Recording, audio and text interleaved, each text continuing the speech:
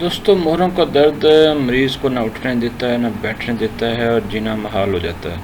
بعض اوقات چارپائی تک محدود کر دیتا ہے۔ درد اتنا شدید ہوتا ہے کہ اس کی کیفیت سے انسان کی کمر جھک جاتی ہے اور بعض اوقات ٹانگوں کی تک جکڑن ہو جاتی ہے اور پٹھوں میں کمزوری آ جاتی ہے، چلنا پھرنا مشکل ہو جاتا ہے۔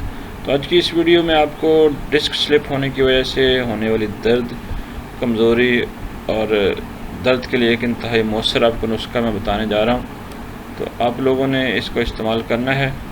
دوست کو نسخہ سن لیں کہ آپ نے سونڈ لینی ہے بے ریشہ، یعنی اس کو بریک پیس لینا 80 گرام چاہیے، گودا ہنزل بغیر بیج 40 گرام چاہیے، مرگیز منقہ 40 گرام چاہیے اور شہد خالص 50 گرام۔ ان ساری چیزوں کو آپ بریک کوٹ لیں، ٹھیک ہے جی۔ 2 سے 3 گھنٹے اچھی طریقے سے بریک پیس لینا ہے، پھر اس کو جناب شہد میں ملا کے جناب آپ گولیاں بنا کے رکھ لیں۔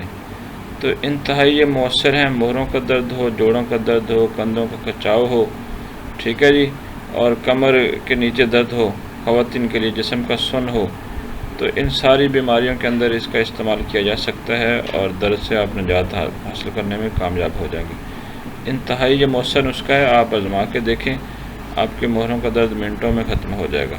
اس کے ساتھ ساتھ روزانہ ہلکی ایکسرسائز کریں تاکہ آپ کے جسم میں اعصاب میں طاقت آئے۔ دوستوں، اگر یہ ویڈیو آپ کو اچھی لگے تو ہمارے چینل کو سبسکرائب کیجیے۔ اللہ حافظ۔